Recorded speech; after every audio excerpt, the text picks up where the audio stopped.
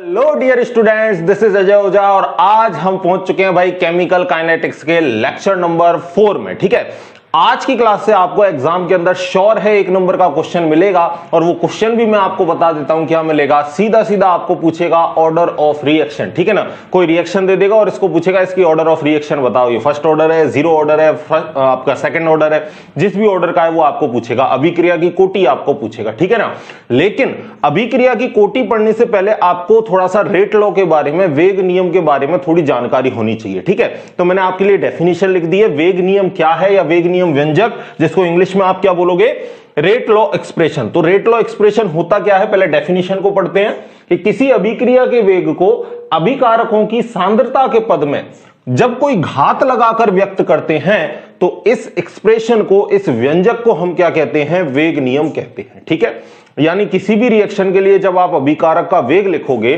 तो जब आप उसकी कंसंट्रेशन की कोई पावर लगा के उसको रिप्रेजेंट करोगे, कंसंट्रेशन की कोई घात लगा के जब आप उसको प्रदर्शित करोगे तो इस पूरे व्यंजक को हम क्या कहेंगे, वेग नियम कहेंगे। ठीक है ना। दूसरी बात देखो, अब मैं एक एग्जांपल से आपको इसको समझाता हूं। जैसे फॉर एग्जांपल एक रिएक्शन हमने ले ली है। रिएक्शन क्या है हमारे पास, N1A प्लस N2B और ये मिलकर कोई प्रोडक्ट बना रहे हैं P। ठीक है, अब यहां पर आपको दिख रहा है कि यहां N1 और जो N2 है वो A और B के क्या है, स्टोइकियोमेट्रीय गुणांक है। ठीक है ना, स्टोइकियोमेट्रीय कोफिशिएंट है। ठीक है ना, तो अगर मैं इसके लिए रेट एक्सप्रेशन लिखूं, अगर मैं इसके लिए अभिक्रिया का वेग लिखूं तो आपको पता है रेट बराबर क्या होगा, अभिक्रिया का एक क्या आएगा, वेग स्थिरांक आएगा K, और फिर आप क्या लगाते थे, A की पावर लगाते थे। आपने लिखा था ना द्रव्यानुपाती नियम में, A की पावर जो इसके मोल्स हैं वो उसको ऊपर लगा देते, B की पावर जो मोल्स हैं उसको ऊपर लगा देते थे। लेकिन मैं आपको अभी थोड़ा सा क्या है ना, एक अलग मैं आपको घात लगा के दे रहा हूं। यहां मैं आपको लगा रहा हूं X, यहां मैं आपको लगा रहा हूं Y। अब ये मैंने अलग क्यों लगाया इसको भी समझना। ठीक है, देखो रेट लॉ में होता क्या है कि जो आपने ये घात लगाई है, ये जरूरी नहीं है कि जो संतुलित आपकी रासायनिक समीकरण है उसके स्टोइकियोमेट्रीय गुणांक के समान हो। उसके समान भी हो सकती है और उसके अलग भी हो सकती है, क्योंकि आप जो वेग नियम है उसको आप संतुलित अभिक्रिया से नहीं लिख सकते। ये टोटली किससे लिखा जाता है भाई, एक्सपेरिमेंट से लिखा जाता है, प्रयोगों द्वारा जो आंकड़े प्राप्त होते हैं आपको उससे लिखा जाता है। क्या बोला मैंने कि ये जो घात लगाई है ये जरूरी नहीं है कि इन कोफिशिएंट के समान हो, ये इनके समान हो भी सकती है और नहीं भी हो सकती। तो आप यहां क्या लिखोगे, आप यहां ब्रैकेट में क्या लिखोगे कि x and y may be equal to N1 and N2 और may not। ठीक है, इक्वल नहीं भी हो सकती, इक्वल नहीं भी हो सकती, दोनों कंडीशन आपकी यहां पर फुलफिल हो सकती हैं, क्योंकि भाई ये जो मान है x और y के, ये टोटली किससे निकाले जाते हैं, प्रयोगों द्वारा निकाले जाते हैं। तो आप एक बात और लिखोगे नीचे, क्या लिखोगे, क्या लिखोगे कि घातांक संतुलित रासायनिक समीकरण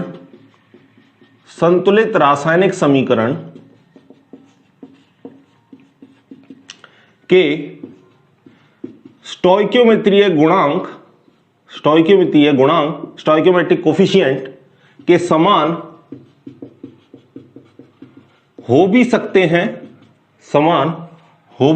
हैं और भिन्न भिन्न भी हो सकते हैं,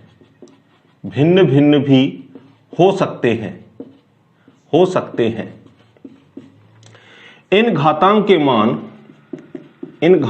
के मान प्रायोगिक आंकड़ों द्वारा निर्धारित किए जाते हैं। ठीक है, निर्धारित किए जाते हैं। ठीक है, इतनी बात लिखो पहले आप। तो इसका मतलब क्या हुआ, इसका मतलब यह हुआ कि जो वेग नियम है उसको किसके द्वारा लिखते हो, प्रायोगिक आंकड़ों के द्वारा लिखते हो। संतुलित रासायनिक समीकरण से आप वेग नियम को नहीं लिख सकते। इस बात को समझ में आ गई आपके। अब देखो दूसरी बात मैं आपको क्या बताऊंगा कि ये जो पावर x और पावर y लगा रखी है ना, इनको अगर हम जोड़ दें तो यही क्या कहलाता है, अभिक्रिया की कोटि कहलाता है। यही क्या कहलाता है भाई, अभिक्रिया की कोटि। में और डिटेल से भी आपको बताऊंगा, लेकिन अभी थोड़ा सा मैं आपके लिए लिख देता हूं। जो अभिक्रिया की कोटि, जिसको आप किससे दिखा रहे थे, n से दिखा रहे थे, अभिक्रिया की जो कोटि होती है वो क्या होती है भाई, इन घातों का योग, ठीक है, x प्लस वाई, ये जो x और y है इसका जो एडिशन है वही क्या होगा, अभिक्रिया की कोटि। यानी अभिक्रिया की कोटि की आप डेफिनेशन क्या लिखोगे कि वेग नियम में अभिकारकों की घातांकों का योग जो होता है उसे ही क्या कहते हैं, अभिक्रिया की कोटि। वेग नियम में अभिकारकों की सांद्रता की घातों का योग क्या कहलाता है, अभिक्रिया की कोटि कहलाता है। आगे डेफिनेशन और लिखा दूंगा। देखो अब मैं आपको एग्जांपल से ये भी बता देता हूं कि एक बार तो देखो ये घात जो है ये बराबर भी आ सकती है आपके कोफिशिएंट के, और एक बार आपके बराबर भी नहीं आ सकती। बोर्ड में इतना आपके नहीं है, बोर्ड में तो सीधा सीधा आपसे वेग नियम पूछ लेगा कि वेग नियम क्या है, परिभाषा लिखो, एक समीकरण के लिए दे देगा, इस समीकरण के लिए वेग नियम लिख के बताओ, ठीक है ना। तो वो कंडीशन देगा आपके लिए, ठीक है ना, क्योंकि प्रायोगिक आंकड़े से ही आप लिख सकते हो, ऐसे नहीं लिख सकते। दूसरी बात अगर मैं आपसे कहूं तो एक एग्जांपल देके मैं आपको इस चीज को समझाता हूं, ठीक है। पहले इसको मैं मिटा देता हूं, आप इसको लिख लो, पहले स्क्रीनशॉट ले लो इसको, या कॉपी पेन लेके बैठे हो तो बहुत अच्छी बात है, मिटा दूं। चलो अब एग्जाम्पल से मैं आपको समझाता हूं कि ये जो x और y की जो घात है इसके बराबर भी हो सकती है और अलग अलग भी हो सकती है, ठीक है। एग्जाम्पल देखना भाई, यहां से आपको है ना कंपटीशन में बहुत फायदा मिलेगा भाई, ठीक है, क्योंकि आगे जाके भाई हमको कंपटीशन देना ही है। 12th क्लास तो बहुत पास करते हैं, लाखों बच्चे पास करते हैं, लेकिन लाखों में से कुछ चुनिंदा ही कंपटीशन को फाइट कर पाते हैं, और हमको अगर उस चुनिंदा में आना है तो हमको उन चुनिंदाओं के हिसाब से पढ़ना पड़ेगा कि वो क्या पढ़ते हैं, कितनी मेहनत करते हैं, उतनी ही मेहनत हमको भी करनी पड़ेगी, ठीक है ना। चलो मैं एग्जांपल देता हूं और एग्जांपल से मैं दोनों चीजों को आपको अच्छे से समझा देता हूं। देखो एग्जांपल देखो, अभिक्रिया 2a प्लस b, और ये आपका प्रोडक्ट बना रहा है c प्लस डी, ठीक है, c प्लस डी ये आपका प्रोडक्ट बना रहा है, ठीक है। अब हो क्या रहा है, इस एक्सपेरिमेंट किए जब हमने इस रिएक्शन पर, तो कौन कौन से आंकड़े मिले, अभिक्रिया पर किए गए प्रयोगों के आंकड़े निम्न प्रकार है, ठीक है। देखना समझना वही सारी बातों को। रिएक्टेंट ले लेता हूं पहले A, इसकी कंसंट्रेशन आपको पता ही है किसमें होगी, कंसंट्रेशन मोल पर लीटर में। यहां ले लेते हैं सीरियल नंबर, ठीक है। इधर ले लेते हैं आपका रिएक्टेंट B, क्योंकि जो रेट है वो रिएक्टेंट के रेस्पेक्ट में हम लिख रहे हैं, ठीक है। और इसके लिए लिख लेते हैं मोल पर लीटर, इसकी भी कंसंट्रेशन। और फिर हम ले लेते हैं इनका इनिशियल रेट, यानी प्रारंभिक वेग इनका क्या था, या अभिक्रिया का वेग आप कुछ भी लिख सकते हो। और वेग की आपको बताई थी भाई, वेग की जो यूनिट है वो क्या होती है, मोल पर लीटर सेकंड इनवर्स, ठीक है, यही होती है। अब आपको यहां पर जो प्रायोगिक आंकड़े हैं वो साफ साफ क्या दे रखे हैं, क्वेश्चन में मेंशन करके दे रखे हैं कि जो A है उसकी कंसंट्रेशन कितनी थी भाई, 0.1 थी, ठीक है। और 0.1 पर B की कंसंट्रेशन 0.1 है, और यहां पर जो रेट निकल के आया वो 6 × 10⁻³ निकल के आया, ठीक है ना। ये तो पहला डेटा दे रखा है। फिर दूसरे डेटा में क्या किया भाई, इसकी कंसंट्रेशन को थोड़ा सा चेंज किया, किसकी कंसंट्रेशन को, A की कंसंट्रेशन को, और इसको चेंज करके 0.4 कर दिया। B की कांस्टेंट है और जो रेट है वो बदला आपका 2.4 × 10⁻² हुआ, ठीक है। तीसरी बार में क्या किया भाई, इसकी कंसंट्रेशन 0.1, इसकी कंसंट्रेशन 0.3, और इसकी जो आपकी रेट है वो कितनी आई, 5.4 × 10⁻², ठीक है ना। ये रेट निकल के आई, और आपसे बोल रहा है कि इस प्रायोगिक आंकड़े को लेते हुए आप वेग नियम लिख के बताओ, या आपसे क्वेश्चन ऐसे भी कर दे कि A की अभिक्रिया की कोटि बताओ, या B की अभिक्रिया की कोटि बताओ, या संपूर्ण अभिक्रिया की कोटि बताओ। इस तरीके से भी क्वेश्चन आ सकता है, ठीक है ना। तो देखना भाई, अब इस तरीके के क्वेश्चन को सॉल्व कैसे करेंगे अपन, देखो।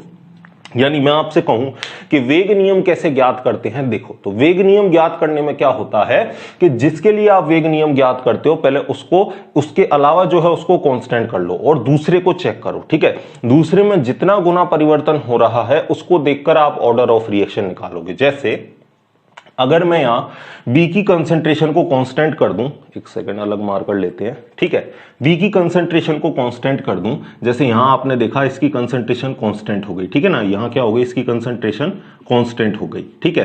तो अब ए की कंसंट्रेशन में कितना फर्क आया भाई, 4 गुना आया। देखो 0.1 से कितना हो गया 0.4, तो मैं यहां कह सकता हूं कि ए की कंसंट्रेशन में फर्क कितना आया भाई, 4 गुना फर्क आया, यानी 4 गुना बढ़ गई।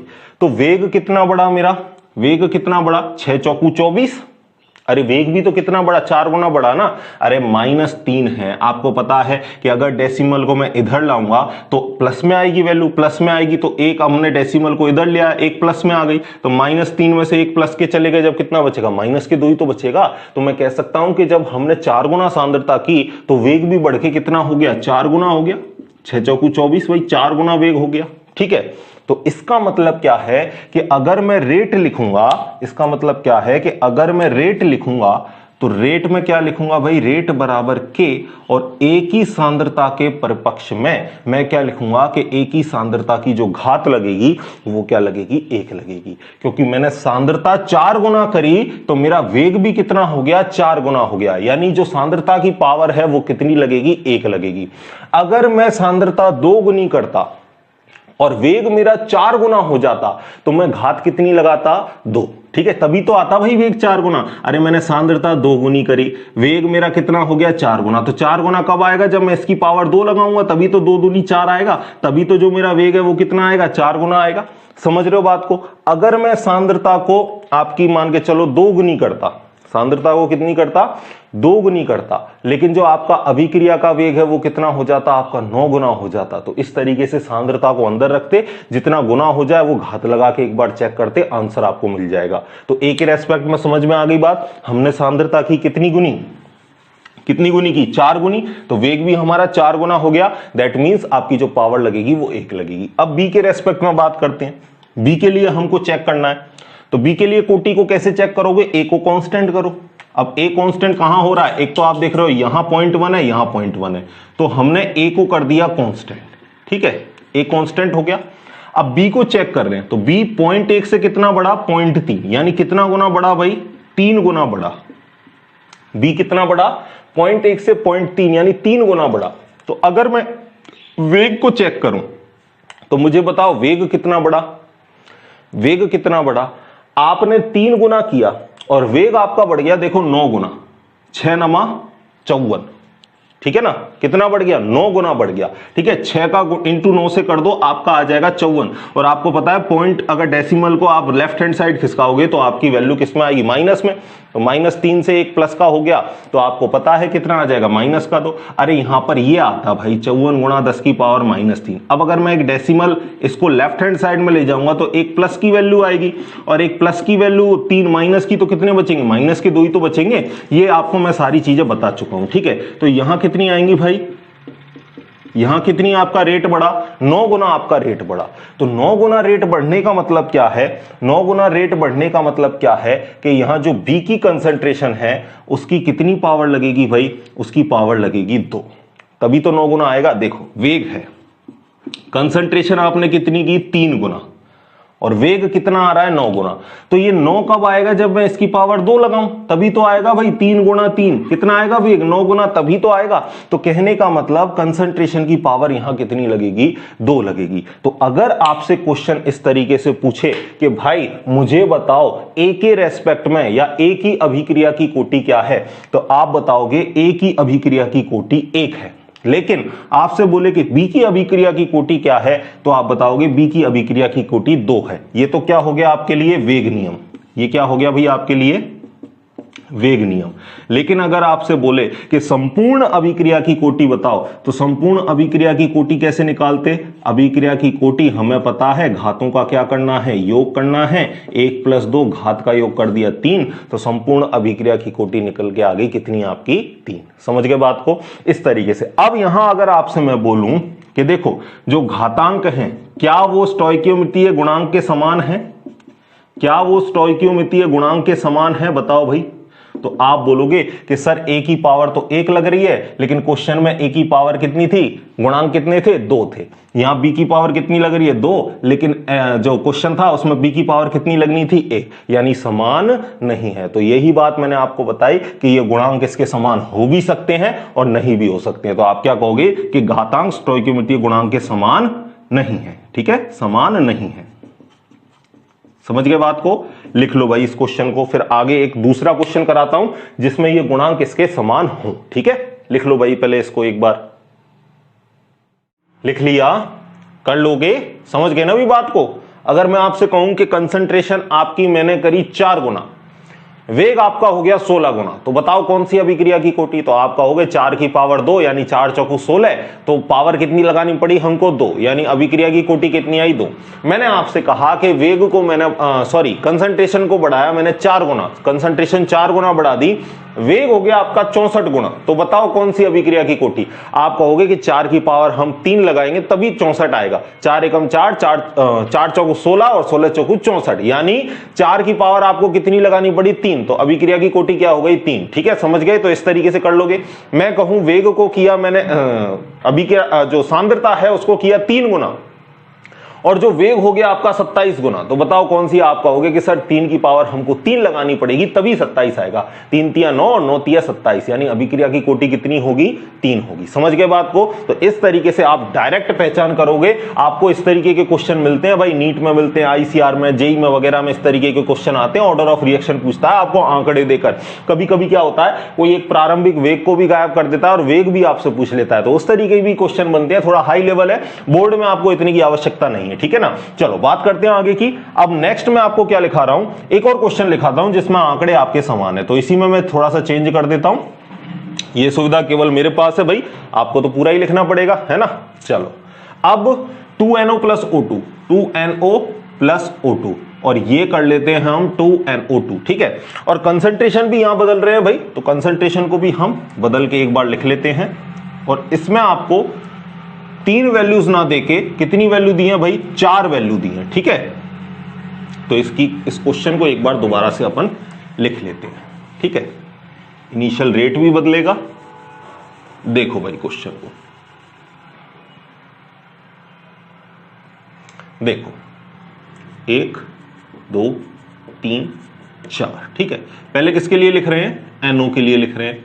ठीक है, फर्स्ट है आपका 0.20, दूसरा है 0.40, तीसरा है 0.20 और फिर है 0.40।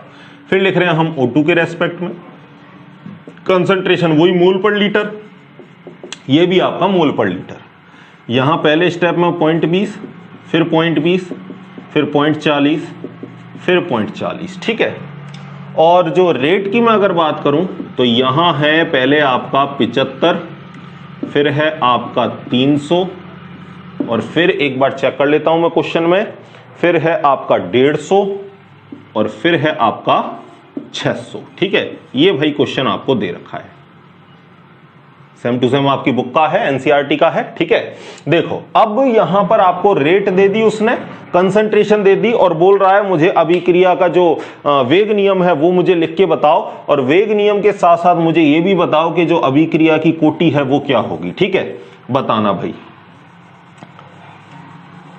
चेक करो एक बार खुद से, एक बार खुद से चेक करो, नहीं आता है देन आप फिर सॉल्यूशन को देखोगे। ठीक है, पहले किसकी कंसंट्रेशन, दोनों रिएक्टेंट की लिख लेते हैं, NO, और फिर लिख लेते हैं O2। ठीक है, ये आपकी है। तो आपको ऐसे ही चेक करना है, पहले एक को कांस्टेंट करके दूसरे को चेक करो, दूसरे का कंसंट्रेशन बढ़ाओ घटाओ, और फिर उसके रेस्पेक्ट में किसको देखो, रेट को देखो। ठीक है, तो चलो पहले मैं ए के रेस्पेक्ट में चेक कर लेता हूं, तो बी को कांस्टेंट करता हूं। बी हो गया आपका कांस्टेंट, देखो यहां भी कंसंट्रेशन 0.20, यहां भी कंसंट्रेशन 0.20, तो बी हो गया आपका कांस्टेंट। अब ए को चेक करूं, तो जब बी कांस्टेंट था तो ए की कंसंट्रेशन को कितना किया आपने, 2 गुना, इसका एरो भी इधर लगा लेता हूं, इसकी कंसंट्रेशन को कितना किया आपने भाई, 2 गुना, 2 गुना किया ना, 0.20 से कितनी हो गई, 0.40। तो जब कंसंट्रेशन को 2 गुना किया तो मुझे बताओ रेट कितना गुना बढ़ा। आप कहोगे कि सर 75 से 300 जा रहा है, तो 75 का गुणा जब 4 से करेंगे तब 300 आएगा, तो रेट कितना हो गया, 4 गुना। अब कंसंट्रेशन 2 गुनी, रेट हो गया 4 गुना, घात किसकी लगाओगे? 2 की। अरे भाई जब कंसंट्रेशन में 2 रखता और इसकी घात में 2 लगाता तभी तो 2 दुनी वेग कितना आता? 4 गुना आता कि नहीं आता? तो कंसंट्रेशन NO की कितनी हो गई? 2 हो गई। समझ गए बात को? और दूसरी जगह चेक करते हैं भाई। अब हमने A की तो चेक कर ली, NO की चेक कर ली, अब O2 की चेक कर लेते हैं। तो O2 की चेक करने के लिए आपके पास कंसंट्रेशन को कांस्टेंट करना होगा, तो कांस्टेंट कर देते हैं हम। देखो ये रहा 0.20, ये रहा 0.20, ये कर दी हमने कंसंट्रेशन को कांस्टेंट कर दिया ना। अब हम रेट को चेक कर लेते हैं। तो रेट आपकी हुई यहां पर, सॉरी O2 की कंसंट्रेशन कितनी गुनी हुई भाई? 2 गुनी हुई ना। 0.20 से कितनी हो गई? 0.40। और अगर मैं रेट को चेक करूं तो रेट भी कितना हुआ? 2 गुना। 75 से कितना हो गया? 150 हो गया। अरे 75 से 150 हो गया यानी 2 गुना हो गया। तो देखो जब कंसंट्रेशन 2 गुनी बढ़ाई तो वेग भी कितना बढ़ा? 2 गुना बढ़ा। यानी पावर में क्या लगाना पड़ेगा? 1 लगाना पड़ेगा। कंसंट्रेशन मैंने 2 गुनी बढ़ाई तो मेरा रेट भी 2 गुना तभी बढ़ेगा जब मैं O2 की पावर कितनी लगाऊंगा? 1 लगाऊंगा। आप इसका 0.40 वाले से भी चेक कर सकते थे। देखो यहां से भी चेक कर सकते थे। ये कर दिया आपने कंसंट्रेशन कांस्टेंट, ये आपने क्या कर दी? Concentration constant. अब अगर मैं यहां से देखूं तो ये कंसंट्रेशन 0.20 से कहां जा रही है? 0.40। यानी ये कितनी हुई भाई? 2 गुनी हुई। यहां से भी हम चेक कर सकते हैं, ये हमने कांस्टेंट कर दिया। यहां से आ गए कंसंट्रेशन 2 गुनी बढ़ाई और यहां से आ गए तो भी कंसंट्रेशन कितनी बढ़ी भाई? 2 गुनी बढ़ी। 300 से कितनी हो गई? 600 हो गई। यानी कुल मिला के कंसंट्रेशन 2 गुनी बढ़ाने पर रेट भी आपकी 2 गुनी बढ़ी। यानी यहां पर O2 की पावर आपको कितनी लगानी पड़ेगी? 1। और अगर मैं अभिक्रिया की कोटि चेक करूं तो 2 और 1, अभिक्रिया की कोटि कितनी हो जाएगी? 3। ठीक है। अब अगर मैं आपसे क्वेश्चन करूं कि भाई मुझे बताओ कि जो इस वेग नियम के जो घातांक हैं क्या वो रिएक्शन के संतुलित समीकरण के घातांक के समान हैं?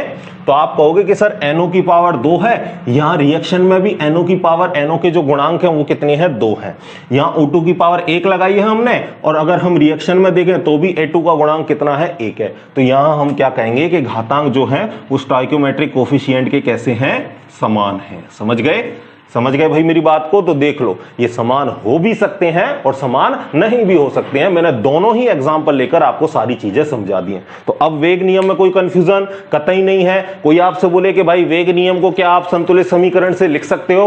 तो आप बोलोगे नहीं भाई, वेग को हम संतुलित समीकरण से नहीं लिख सकते, हमें क्या चाहिए? प्रायोगिक आंकड़े चाहिए, उसके द्वारा हम लिख सकते हैं। इसी तरीके से आपसे बोले कोई अभिक्रिया की कोटि को भैया आप संतुलित समीकरण देख के लिख सकते हो? कतई नहीं लिख सकते। हमको क्या चाहिए? प्रायोगिक आंकड़े। उससे हम पहले वेग नियम लिखेंगे और वेग नियम की घातों का हम जोड़ कर देंगे, तब हमारा क्या आ जाएगा? अभिक्रिया की कोटि आ जाएगी। समझ गए बात को? लिख लो पहले इसको, फिर मैं आपको सेपरेट अभिक्रिया की कोटि को डिटेल से पढ़ाता हूं भाई। लिख लो इन सारी बातों को। लिख लिया? कर लोगे? ठीक है। तो इस तरीके से सारी चीजों को पढ़ना जरूरी है। एग्जाम में आपको देखो सीधा सीधा बोर्ड में क्या पूछेगा? सीधा सीधा पूछेगा रेट लो क्या होता है। कोई एक एग्जांपल देके उसका रेट लो आपसे लिखवा लेगा, डेफिनेशन पूछ लेगा आपसे, ठीक है। या प्रायोगिक आंकड़े देख के आंकड़े देके आपको रेट लो लिखवा लेगा। लेकिन जो ज्यादातर क्वेश्चन है ना वो भाई कहां से पूछा जाता है? अभिक्रिया की कोटि से पूछा जाता है। अभिक्रिया की कोटि से आपको क्वेश्चन मिलेगा तो एग्जाम में, ठीक है। चलो बात करते हैं आगे। और अगली जो हमारी हेडिंग है वो क्या है? अभिक्रिया की कोटि, ऑर्डर ऑफ रिएक्शन। और इसको आप जितने भी IMP लगाना चाहते हो, जितने भी चांद सितारे स्टार आप लगाना चाहते हो उसको लगा दो। क्वेश्चन यहां से बनेगा। कितने नंबर का बनेगा? 1 नंबर का बनेगा, ठीक है। देखो भाई अगला देखो, अभिक्रिया की कोटि, ठीक है, ऑर्डर ऑफ रिएक्शन। वैसे सारी चीजें मैं आपको बता चुका हूं, लेकिन बुक में एग्जाम में किस तरीके से लिखोगे आप, नोट्स कैसे बनाओगे, उस रेस्पेक्ट में मैं आपको एक बार और बता देता हूं। देखो भाई हेडिंग लगाओगे अभिक्रिया की कोटि, ऑर्डर ऑफ रिएक्शन। इसकी 2 डेफिनेशन मैं आपके लिए लिखाऊंगा, अभिकारक, अभिक्रिया की कोटि, ठीक है, ऑर्डर ऑफ रिएक्शन, जिसको किससे रिप्रेजेंट करते हो आप? N से रिप्रेजेंट करते हो, ऑर्डर ऑफ रिएक्शन, ठीक है। देखना भाई, ध्यान देना।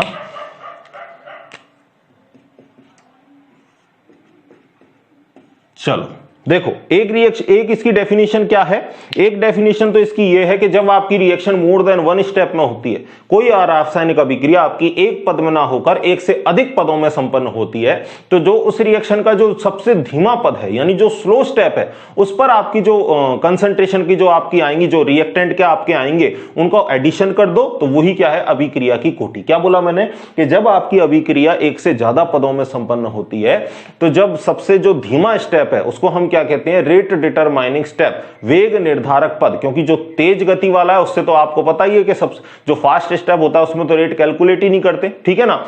तो जो धीमा पद है उसको क्या कहते हैं हम, वेग निर्धारक पद, रेट डिटरमाइनिंग स्टेप। तो रेट डिटरमाइनिंग स्टेप में जितने आपके अभिकारक आ रहे हैं उनकी संख्याओं का योग ही क्या है भाई, अभिक्रिया की कोटि। तो डेफिनेशन क्या लिखोगे, किसी अभिक्रिया के वेग निर्धारक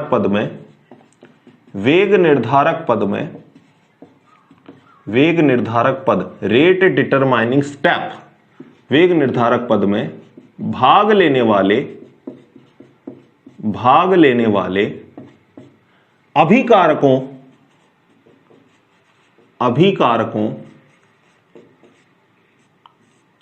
अभिकारकों के अणुओं या परमाणुओं की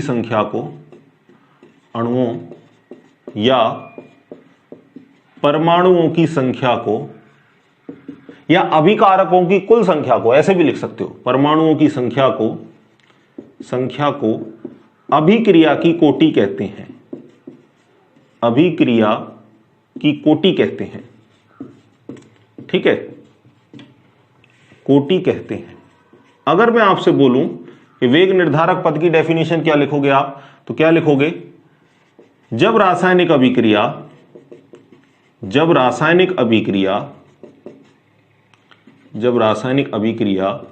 एक से अधिक पदों में संपन्न होती है,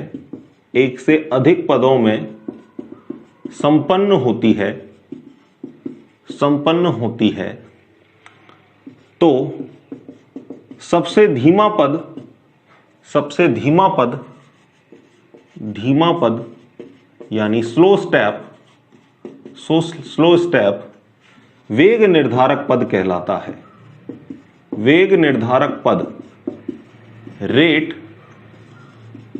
डिटरमाइनिंग स्टेप कहलाता है, ठीक है। समझ गए भाई रेट डिटरमाइनिंग स्टेप क्या है।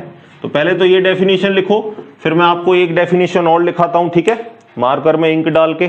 चलो दूसरा मार्कर है अपने पास, इससे लिख लेते हैं। पहले इसको लिख लो, फिर एक डेफिनेशन जो अभी हमने देखा था कि रेट लॉ में जो आपकी कंसंट्रेशन की जो पावर आ रही है उनको जोड़ दो, वही क्या है आपकी अभिक्रिया की कोटि। तो पहले आप इसको एक बार लिख लो, फिर क्या लिखेंगे, किसी अभिक्रिया के, दूसरी डेफिनेशन, किसी अभिक्रिया के वेग निर्धारक पद में, या वेग नियम व्यंजक से लिख लेते हैं अपन डेफिनेशन को, किसी अभिक्रिया के वेग नियम व्यंजक में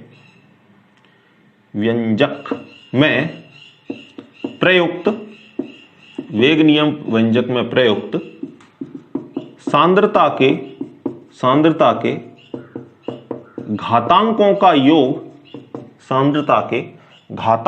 योग अभिक्रिया की कोटि कहलाता है।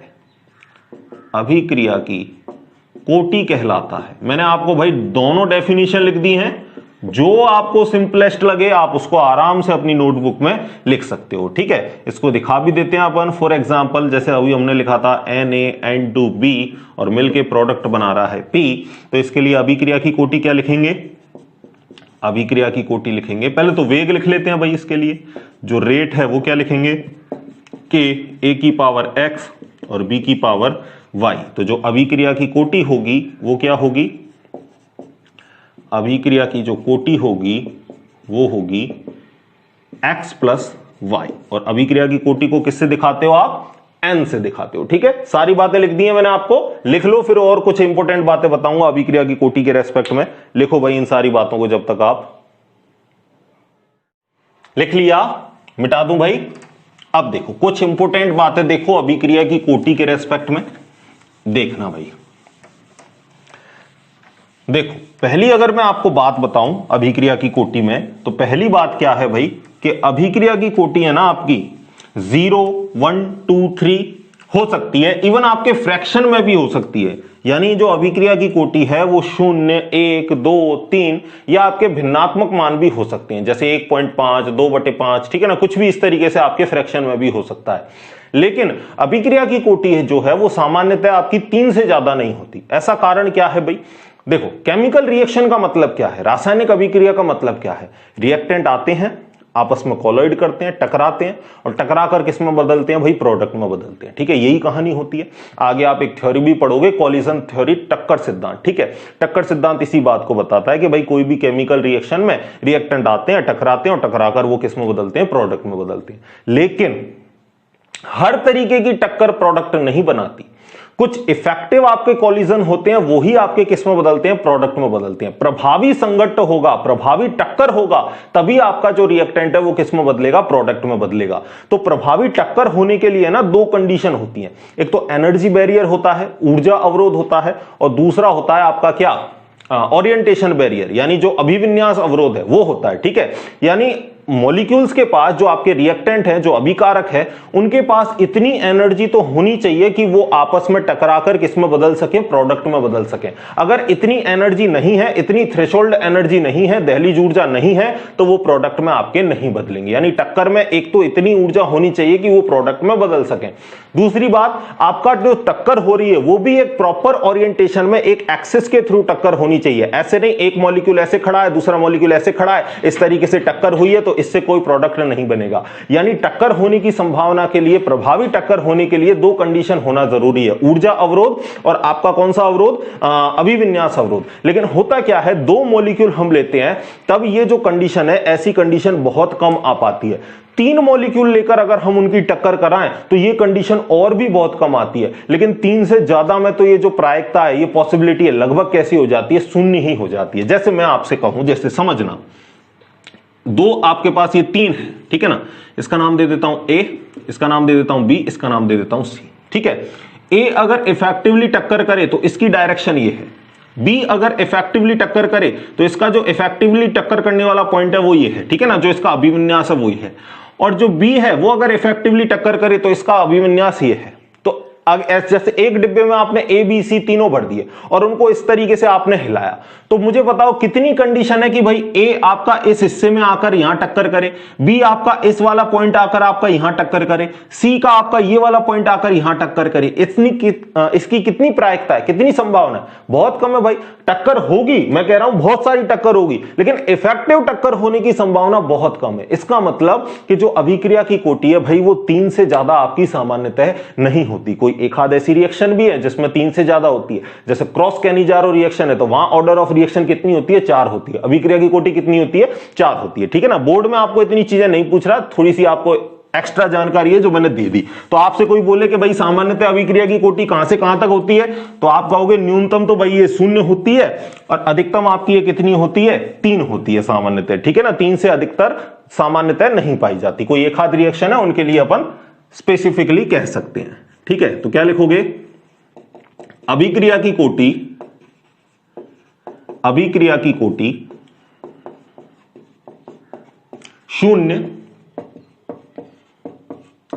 1 2 3 यानी पूर्णांक, या भिन्नात्मक, या लगा के अथवा लिखो, अथवा भिन्नात्मक, या और अथवा में भी अंतर होता है भाई, ठीक है ना, या भिन्नात्मक हो सकती है, भिन्नात्मक हो सकती है। ठीक है,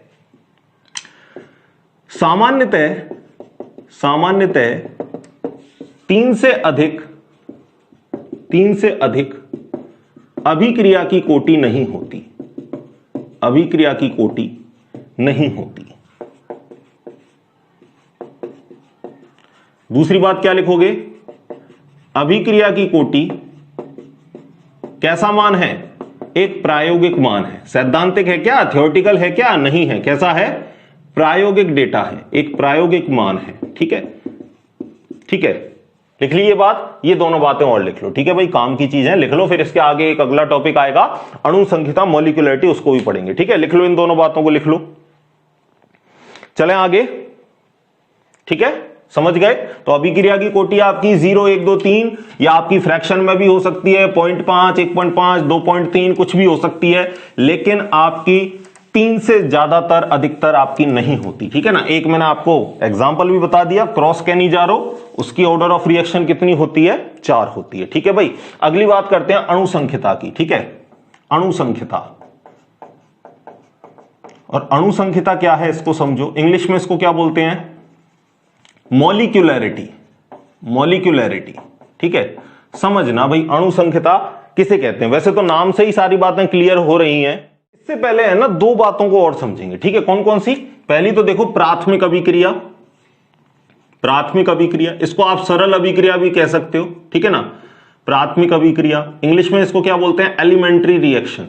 क्या बोलते हैं भाई, एलिमेंट्री रिएक्शन, ठीक है।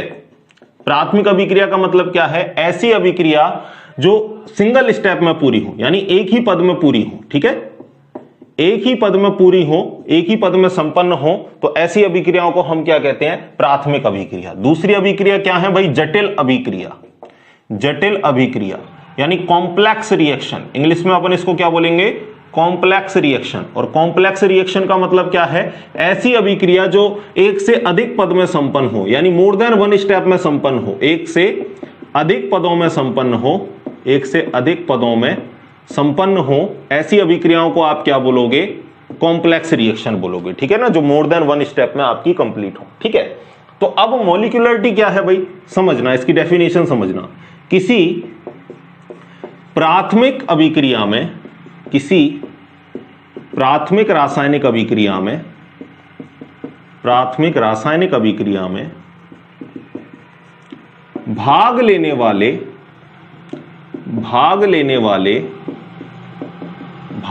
वाले अभिकारकों की कुल संख्या को, भाग लेने वाले अभिकारकों की कुल संख्या को अणुसंख्यता, अणुसंख्यता इंग्लिश में क्या बोलते हैं, मॉलिक्यूलरिटी, और हिंदी में एक दूसरा नाम और है आणविकता, अणुसंख्यता या आणविकता कहते हैं। समझ गए बात को। तो आपके एक स्टेप में, यानी सिंगल स्टेप में जो आपकी एक ही पद में अभिक्रिया हो रही है, उस रिएक्शन में कितने रिएक्टेंट अभिक्रिया कर रहे हैं, उन अभिकारकों की कुल संख्या ही क्या कहलाएगी भाई, आपकी अभिक्रिया की कोटि। समझ गए। जैसे फॉर एग्जांपल मैं आपको एक एग्जांपल दूं, देखना भाई। जैसे यहां पर आपका है, मान के चलो A, और A प्रोडक्ट बना रहा है P। तो अगर मैं इसमें अणुसंख्यता लिखूं तो आपको पता है इसकी अणुसंख्यता क्या है भाई, एकाणुक अभिक्रिया है। क्या है ये, एकाणुक अभिक्रिया है, यानी इसकी जो मॉलिक्यूलरिटी है वो कितनी है, 1 है, ठीक है। समझ गए ना। एक ही रिएक्टेंट तो आ रहा है भाई, सिंगल स्टेप में ये रिएक्शन हो रही है, और रिएक्टेंट भी आपका कितना आ रहा है, एक ही आ रहा है। दैट मींस ये जो आपकी अभिक्रिया है वो आपकी कैसी है, एकाणुक है। एक पर्टिकुलर एग्जांपल और ले लेते हैं, अमोनियम नाइट्राइड का, ठीक है। तो ये क्या बनाएगा भाई, ये आपका बनाएगा एक N2 गैस और 2 मॉलिक्यूल आपके H2O के निकाल दिए, ठीक है। तो आपको पता चल रहा है कि इसमें रिएक्टेंट कितना है, केवल और केवल 1। तो ये अभिक्रिया कौन सी है भाई, एकाणुक अभिक्रिया, यानी इसकी मॉलिक्यूलरिटी कितनी होगी, 1 होगी, ठीक है। इसी तरीके से मैं आपको जनरल एग्जांपल ले लेता हूं, जैसे 2A और ये मिलकर आपका प्रोडक्ट बना रहा है, या आपका A + B ये मिलकर आपका प्रोडक्ट बना रहा है। तो दोनों में ही आप देखोगे यहां भी 2 रिएक्टेंट हैं, और यहां भी 1 और 1 कितने रिएक्टेंट है, 2। तो ये कौन सी अभिक्रिया है भाई, द्विअणुक। इसकी मॉलिक्यूलरिटी क्या है, द्विअणुक, यानी इसकी मॉलिक्यूलरिटी आप लिखोगे 2-2, ठीक है, किसकी, इस और इस रिएक्शन की, ठीक है। अब बात करते हैं एक और, जैसे मान के चलो आपके 3A मिलकर आपका प्रोडक्ट बना रहा है P, या आपका 2A + B मिलकर प्रोडक्ट बना रहा है आपका P, या आपका A + B + C प्रोडक्ट बना रहा है P। तो आपको पता है इन तीनों ही कंडीशन में कितने रिएक्टेंट आ रहे हैं, 3, और यहां भी 2 और 1 3, और यहां भी 1 2 3 रिएक्टेंट आ रहे हैं। यानी ये जो अभिक्रिया है वो कौन सी है, कौन सी अभिक्रिया है, त्रिअणुक है, यानी इनकी मॉलिक्यूलरिटी कितनी होगी, 3। टर्मोलिक्यूलर रिएक्शन है ये, ठीक है। सारी बातें बोर्ड पर हैं आपके लिए, लिख लो पहले इनको, फिर और चीजें आपको बताता हूं। लिखो पहले इनको एक बार, बता दोगे, कर लोगे ना भैया आराम से, ठीक है। सिंपल है, जितनी आपको दिख रहे हैं रिएक्टेंट वो बता दो, लेकिन रिएक्शन कौन सी होनी चाहिए, सिंगल स्टेप में होने वाली चाहिए। अब आपको अगर यहां पर दे दे जैसे 4A 5B और आपके 2C मिलकर बना रहे हैं प्रोडक्ट B, तो क्या वहां पर आप रिएक्टेंट को गिनोगे, क्या आप बताओगे कि मॉलिक्यूलरिटी 12 है, मॉलिक्यूलरिटी 10 है? नहीं भाई, ऐसा नहीं है। क्यों नहीं है ऐसा? क्योंकि आपको पता है कि ज्यादातर 2 ही रिएक्टेंट हैं वो हैं अच्छे से रिएक्शन कर पाते हैं। अगर 3 रिएक्टेंट हो गए तो जो इफेक्टिव कोलिजन करने की घटना है वो कम हो जाती है, और 3 से ज्यादा रिएक्टेंट हो गए तो इफेक्टिव कोलिजन तो बिल्कुल आप नेग्लेक्ट कर दो। तो होता क्या है कि जटिल अभिक्रियाएं आपकी एक स्टेप में नहीं होती, वो एक से ज्यादा पदों में संपन्न होती हैं। फिर अपन मॉलिक्यूलरिटी है ना हर स्टेप के लिए लिखते हैं, एक एक स्टेप के लिए। तो कहने का मतलब जटिल अभिक्रियाओं के लिए अणु संख्यता का कोई महत्व नहीं है। समझ गए बात को? हाँ भाई, एक चीज और मैं आपको बताता हूं, ठीक है? आपसे अंतर ही पूछ ले कि भाई बताओ अभिक्रिया की कोटि और अणु संख्यता में क्या अंतर है? क्या अभिक्रिया की कोटि अणु संख्यता समान होती है? नहीं, आप कहोगे समान नहीं होती, क्योंकि अणु संख्यता को हम किससे बता रहे हैं? रिएक्शन को देखकर बता रहे हैं। यानी ये तो कैसा मान है? थ्योरेटिकल मान है, सैद्धांतिक मान है, जबकि अभिक्रिया की कोटि आपका एक प्रायोगिक मान थी। दूसरी एक बात और इंपॉर्टेंट बताऊंगा, पहले तो लिखोगे आप यह एक सैद्धांतिक मान है। ये कैसा मान है भाई? एक सैद्धांतिक मान है, थ्योरेटिकल वैल्यू है। दूसरी बात, अणु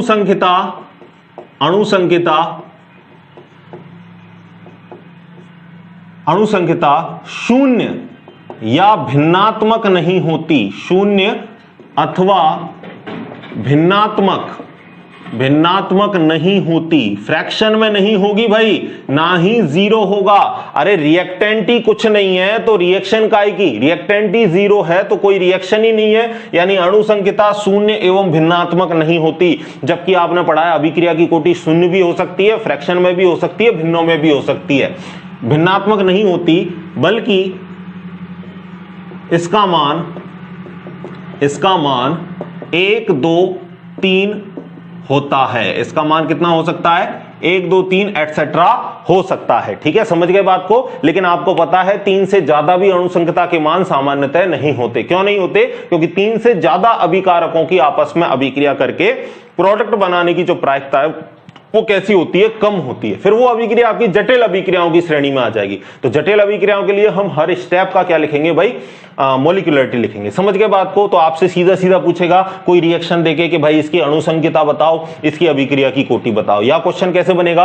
अणु संख्यता व अभिक्रिया की कोटि में कोई एक अंतर लिखिए। या क्वेश्चन कैसे बनेगा आपसे? या क्वेश्चन ऐसे बनेगा कि कोई आपको एक जटिल अभिक्रिया दे देगा जो देखने में तो आपको लग रही होगी कि भाई ये सेकंड ऑर्डर की है, लेकिन एक्चुअल में वो कैसी होगी? फर्स्ट ऑर्डर की होगी। एक दो एक्सेप्शनल केस आपकी बुक में भी दे रखे हैं, उन्हीं को डिस्कस करवाऊंगा, एग्जाम में भी आपको वहीं से पूछेगा। ठीक है, लिख लीजिए सारी बातें, एक बार आप इसको लिख लो ऊपर की 2 बातों को, और फिर आगे चलते हैं, कुछ एग्जांपल्स को देखते हैं। ठीक है, देखना भाई कुछ एग्जांपल जिससे आपको पूछ ले कि इस दी गई अभिक्रिया में अभिक्रिया की कोटि व अणु संख्यता बताओ, इस तरीके के एग्जांपल। ठीक है, देखो कुछ पर्टिकुलर एग्जांपल लिखता हूं मैं आपके लिए। एग्जांपल, ठीक है, पहला एग्जांपल देखो, पहले लिख रहा हूं मैं आपके लिए शून्य कोटि की अभिक्रिया। शून्य कोटि की अभिक्रिया का मतलब रेट ऑफ रिएक्शन रिएक्टेंट की कंसंट्रेशन पर डिपेंड नहीं करती। आगे पूरा डेरिवेशन आएगा, बताऊंगा। ठीक है, शून्य कोटि की अभिक्रिया यानी इसके लिए n बराबर कितना होगा? 0 होगा। अगर मैं आपको इसके लिए पहचान बताऊं तो आपको HNu या कोई मेटल कैटलिस्ट मिल जाए, कोई धातु आपको उत्प्रेरक मिल जाए, तो समझ जाना भाई किसकी रिएक्शन है ये? शून्य कोटि की अभिक्रिया की। जैसे मैं फॉर एग्जांपल आपको बोलूं कि H2 + Cl2 और ये प्रकाश का मतलब HNu की उपस्थिति में क्या बनाते हैं? ये 2HCl बनाते हैं। ठीक है, तो जब इस रिएक्शन को प्रकाश मिलेगा तभी ये रिएक्शन बहुत आपकी तेजी से होती है भाई, एक्सप्लोसिव रिएक्शन होती है। ठीक है, तो कहने का मतलब ये अभिक्रिया कैसी है? शून्य कोटि की। ठीक है, अब आपको देखने में लग रहा होगा सर हाइड्रोजन 1 है, क्लोरीन 1 है, तो ये आपकी कैसी होनी चाहिए? सेकंड ऑर्डर की होनी चाहिए। लेकिन मैंने आपको पहले ही बता दिया कि आप रिएक्शन को देखकर कतई नहीं बता सकते कि इसकी ऑर्डर ऑफ रिएक्शन क्या होगी। Order of reaction is totally experimental value. ठीक है ना, तो आपने जब एक्सपेरिमेंट किया तो आपने क्या जाना कि जब प्रकाश की उपस्थिति होती है तभी ये रिएक्शन आपकी बहुत अच्छे से संपन्न होती है, बहुत तेजी से संपन्न होती है। दैट मीन्स इसकी अभिक्रिया की कोटि कितनी होगी? बताओ भाई, अभिक्रिया की कोटि इसकी कितनी होगी? शून्य होगी। मॉलिक्यूलरिटी को आप कह सकते हो अणु संख्यता 1 और 1 कितनी है? 2 है। अणु संख्यता 2 है इसकी, लेकिन जो अभिक्रिया की कोटि है वो शून्य है। मैं आपको बोल दूं फॉर एग्जांपल, एक और मैं बोल दूं आपको, N2 + 3H2 और ये हैबर प्रोसेस है, आपको पता है ना। आयरन ले लो, यहाँ पर प्लेटिनम ले लो, ठीक है ना, प्लेटिनम मोलिब्डेनम ले लो, ठीक है। इस तरीके से आपको क्या मिल जाता है, कैटलिस्ट मिल जाता है। और क्या बनाता है ये, 2NH3 बनाता है। तो आपको पता है मेटल कैटलिस्ट मिल गया। मेटल कैटलिस्ट मिलते ही आपको पता है जब तक इस कैटलिस्ट को नहीं डालोगे ये आपकी अभिक्रिया नहीं होगी। तो इसकी अभिक्रिया की कोटि क्या हो गई, अभिक्रिया की कोटि हो गई इसकी 0, ठीक है। समझ के बात को, लिख लो इन दोनों रिएक्शनों को, फिर मैं आपको प्रथम कोटि और एक स्यूडो फर्स्ट ऑर्डर भी बताता हूं, ठीक है। लिख लोगे। अब देखो प्रथम कोटि की अभिक्रिया, देखो फर्स्ट ऑर्डर की रिएक्शन, ठीक है। देखो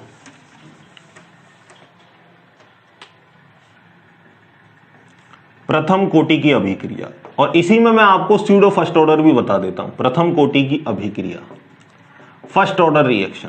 तो फर्स्ट ऑर्डर रिएक्शन में आपको पता है n बराबर कितना होगा भाई, आपका n बराबर होगा 1। जैसे एग्जांपल देखो, NH4 NO2, और इसको जब हम अपघटित करते हैं तो N2 गैस और 2H2O रिलीज होती है। रिएक्टेंट कितना है, 1। तो इसकी जो अभिक्रिया की कोटि है वो कितनी होगी भाई, बताओ, 1।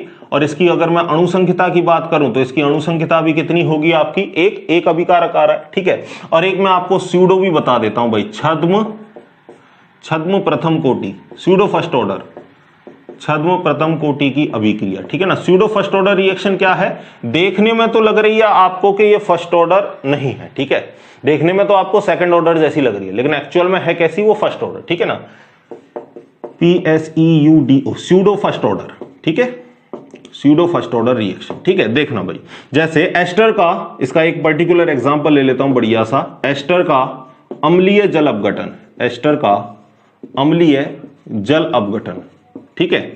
जब आप एस्टर का हाइड्रोलाइसिस करवाते हो, किसकी प्रेजेंस में भाई, एसिड की प्रेजेंस में, तो इस तरीके की रिएक्शन आपको स्यूडो फर्स्ट ऑर्डर की मिलेगी। जैसे ये ले लिया हमने एस्टर, और इसकी हमने क्या करवा दी भाई, हाइड्रोलाइसिस करवा दिया इसका, किसकी प्रेजेंस में, एसिड की प्रेजेंस में। तो इसने क्या बनाया, एक तो इसने बनाया भाई एसिटिक एसिड, और एक इसने बनाया क्या, इथेनॉल, ठीक है। अब आपसे पूछ रहा है ये ऑर्डर ऑफ रिएक्शन बताओ। तो आपको दिख रहा है यहाँ पानी है और एस्टर है, देखने में तो 2 रिएक्टेंट मिल रहे हैं। आप कह सकते हो अभिक्रिया की कोटि क्या होती है भाई, अभिक्रिया की कोटि आप कहोगे 2 होती है, लेकिन ये बात कैसी है, सरासर गलत है। क्यों है भाई, क्योंकि ये जो पानी है वो किसमें होता है भाई, एक्सेस में होता है। एक्सेस का मतलब बहुत अधिकता में, ठीक है ना। पानी की जो कंसंट्रेशन है वो बहुत ज्यादा है, ठीक है। तो फर्क नहीं पड़ रहा जब ये रिएक्शन हो जाती है उसके बाद भी। पानी जस्ट है, आप समझ लो सॉल्वेंट है, विलायक की तरह। तो विलायक कैसा होता है, बहुत ज्यादा होता है। जैसे फॉर एग्जांपल, अगर आपका इसका 1 मोल रिएक्शन कर रहा है तो इसके समझ लो आपके 10,000 मोल रिएक्शन कर रहे हैं। तो आपको पता है 1 मोल रिएक्शन पानी के कितने मोल से रिएक्शन कर रहा है, 1 ही मोल से। अरे यहाँ कुछ नहीं है तो इसका मतलब 1 ही मोल है ना। तो 1 मोल एस्टर आपका 1 मोल पानी को ले जाएगा। तो जब रिएक्शन हो जाएगी उसके बाद पानी कितना बचेगा, आप कहोगे सर रिएक्शन हो जाएगी तो 1 मोल तो काम आ जाएगा, उसके बाद पानी मेरा बच जाएगा 9,999। तो पानी के मोल्स में कोई सिग्निफिकेंट फिगर अंतर आया क्या, अरे नहीं आया। अरे 1 मोल और आपका 10,000 मोल कितना बड़ा अंतर है, यानी कंसंट्रेशन में कोई आपका सार्थक परिवर्तन आपका नहीं आया। हाँ, लेकिन मैं आपसे कहूं कि भाई पानी के एस्टर के आपके 1,000 मोल हैं और पानी के आपके 10,000 मोल हैं, फिर तो सिग्निफिकेंट फिगर आता। लेकिन आपको पता है यहां केवल 1 मोल खर्च हो रहा है भाई, तो पानी में ज्यादा कोई पानी की कंसंट्रेशन में फर्क नहीं आता। तो आपसे कोई पूछ ले भाई एक्सेस का मतलब क्या है, यहाँ आधिक्य का मतलब क्या है, तो आप कहोगे आधिक्य का मतलब यह है कि जब ये रिएक्शन हो जाती है तो अभी पानी के मोल बहुत ज्यादा आपके रहते हैं। पानी जस्ट है सॉल्वेंट, बहुत अधिक मात्रा में, तो इसमें कोई सार्थक परिवर्तन नहीं आता, कोई मापने योग्य परिवर्तन नहीं आता। तो हम इसकी कंसंट्रेशन को क्या मान लेते हैं भाई, इसकी कंसंट्रेशन को हम स्थिर मान लेते हैं, कांस्टेंट मान लेते हैं, ठीक है। तो जो अभिक्रिया की कोटि है, या मैं कहूं जो रेट ऑफ रिएक्शन है, वो सिर्फ किस पर डिपेंड करेगी, एस्टर की कंसंट्रेशन पर। भाई एस्टर तो आपका समय के साथ साथ घटेगा, रिएक्शन हो जाएगी जब एस्टर की कंसंट्रेशन घटेगी। तो यहां अभिक्रिया की कोटि केवल और केवल किस पर निर्भर करती है, एस्टर पर, यानी अभिक्रिया की कोटि कितनी होगी यहां, केवल 1, ठीक है। रीजन आपसे पूछे, मैं आपको सारी थ्योरी में बता चुका हूं। लेकिन इसकी अणुसंख्यता पूछे तो अणुसंख्यता आपको पता है, 1 एस्टर दिख रहा है, 1 पानी दिख रहा है, तो इसकी अणुसंख्यता तो कितनी होगी, इसकी मॉलिक्यूलरिटी की बात करें तो इसकी मॉलिक्यूलरिटी कितनी होगी भाई, 2 होगी। समझ गए बात को, कर लोगे इस तरीके की रिएक्शन। लिख लो भाई इसको, स्यूडो फर्स्ट ऑर्डर लिख लिया, समझ गए भाई स्यूडो फर्स्ट ऑर्डर। अब देखो मैं आपको एक स्पेशल एग्जांपल देता हूं जो फर्स्ट ऑर्डर का है, लेकिन देखने में आपको कैसा लगेगा, सेकंड ऑर्डर। आपकी बुक का ही एग्जांपल है, एज इट इज आपसे क्वेश्चन में पूछ सकता है, ठीक है भाई, ध्यान देना इस एग्जांपल पर, ठीक है। देखो स्टार लगा दो इस पर पहले से ही। रिएक्शन क्या है देखो, आपकी रिएक्शन की अगर मैं बात करूं तो जो आपका NO2 है, ये NO2 नहीं सॉरी N2O5 नाइट्रोजन पेंटाऑक्साइड है, इसके कितने मॉलिक्यूल हैं? 2 हैं। और ये भाई डिसोसिएट होकर आपके 4 तो क्या बना रहे हैं? NO2 बना रहे हैं और 1 मॉलिक्यूल बना रहे हैं आपका O2 का। पूछ रहा है आपसे कि इस रिएक्शन की ऑर्डर ऑफ रिएक्शन बताओ, ठीक है। मॉलिक्यूलरिटी भी देखने में आपको 2 लग रही है, ठीक है ना, 2 मॉलिक्यूलरिटी, और जो ऑर्डर ऑफ रिएक्शन है वो भी आपको 2 लग रही है। लेकिन हमेशा आपका जरूरी नहीं है कि जो मॉलिक्यूलरिटी और ऑर्डर ऑफ रिएक्शन है वो समान हो, अलग अलग भी होती है, हमने अभी अभी बताया है, ठीक है। तो अगर मैं इसको देखूं तो ये देखने में तो मुझे अभिक्रिया की कोटि 2 लग रही है, लेकिन यहां पर क्या होता है, ये अभिक्रिया आपकी एक पद में संपन्न नहीं होती, एक से अधिक पदों में संपन्न होती है। और ये बात हमको पता है कि कोई भी रिएक्शन अगर एक से अधिक पदों में संपन्न हो रही है, दैट मींस वहां पर एक तो स्लो स्टेप होगा और फास्ट स्टेप होंगे, ठीक है। तो इसकी अगर मैं मैकेनिज्म की बात करूं, इसकी क्रियाविधि की बात करूं, तो इसकी क्रियाविधि क्या होती है भाई, देखना। फर्स्ट स्टेप में होता क्या है कि जो आपका N2O5 का एक मॉलिक्यूल आता है और ये क्या बनाता है भाई, ये बनाता है N2O3 और एक O2 का मॉलिक्यूल रिलीज करता है, ठीक है। दूसरे स्टेप में क्या होता है, ये N2O3 का मॉलिक्यूल आता है और दूसरे स्टेप में ये क्या बनाता है, एक NO बनाता है और साथ में क्या बनाता है, NO2 बनाता है, ठीक है। तीसरे स्टेप में जो एक N2O5 का एक और जो मॉलिक्यूल बचा था वो आता है, साथ में NO रिएक्शन करता है और ये मिलकर क्या बनाते हैं भाई, 3 तो NO2 बनाते हैं, साथ में क्या बनाएंगे, रिएक्शन को बैलेंस कर लो, 3NO2 को बनाते हैं, ठीक है। अब अगर इस रिएक्शन की बात करें हम और इस रिएक्शन का अगर सम देखें तो सम क्या आएगा इसका, पहले मैं आपको बता दूं ये कैसा स्टेप होता है, स्लो, और बाकी के ये दोनों कैसे स्टेप होते हैं, फास्ट स्टेप होते हैं। और आपको मैंने अभी अभी बताया कि जो धीमा पद होता है वो क्या होता है भाई, वेग निर्धारक पद, रेट डिटरमाइनिंग स्टेप होता है, ठीक है। तो आपको पता है कि जो वेग है, जो अभिक्रिया की कोटि है, वो किस पर निर्भर करती है, जब आपकी अभिक्रिया एक से ज्यादा पद हो तो केवल वेग निर्धारक पद पर, रेट डिटरमाइनिंग स्टेप पर निर्भर करती है। और रेट डिटरमाइनिंग स्टेप में केवल कितना रिएक्टेंट है आपका, एक रिएक्टेंट है, इसका मतलब इसकी ऑर्डर ऑफ रिएक्शन क्या होगी, 1 होगी। तो सबसे पहले हम फाइनल रिएक्शन देख लेते हैं। तो आपको पता है NO से क्या कट जाएगा, NO, ठीक है, O2 आपका बचेगा, ठीक है। N2O3 से क्या कट जाएगा, N2O3, N2O5 कितने हो गए, 2N2O5, और यहां पर आपको पता है 3NO2, एक NO2 कितने हो गए, 4NO2, साथ में क्या बचा, O2। तो ये वाली जो आपकी फाइनल रिएक्शन है ये आपको मिल जाती है, ठीक है। लेकिन आपको पता है स्लो स्टेप में एक ही रिएक्टेंट आ रहा है, तो इसकी रेट क्या लिखोगे, इसकी जो रेट है वो क्या लिखोगे, K1, और यहां पर N2O5 की पावर क्या लगाओगे, 1। यानी जो इस अभिक्रिया की जो कोटि है, इस अभिक्रिया की जो कोटि है वो कितनी होगी, कितनी होगी भाई, फर्स्ट ऑर्डर, ठीक है। खासकर याद रखना, देखने में आपको सेकंड ऑर्डर लग रही है बट एक्चुअल में ये है कौन सी, फर्स्ट ऑर्डर की केमिकल रिएक्शन है, ठीक है। लिख लो भाई सारी बातों को, सारी बात मैंने आपको बता दी है, ठीक है। आज के लेक्चर में इतना काफी, अच्छे से आपको दोनों चीजें समझ में आ चुकी होंगी भाई, ठीक है ना। 10 वीडियो देखने से अच्छा है एक वीडियो को पूरा देखें लेकिन अच्छे से देखें, ठीक है, तभी आपको चीजें सारी समझ में आएंगी। दूसरी बात, जो अभिक्रिया के वेग को प्रभावित करने वाले कारक हैं उसको हम इससे नेक्स्ट वीडियो में पढ़ेंगे। तब तक पढ़ते रहिए, खुश रहिए, धन्यवाद।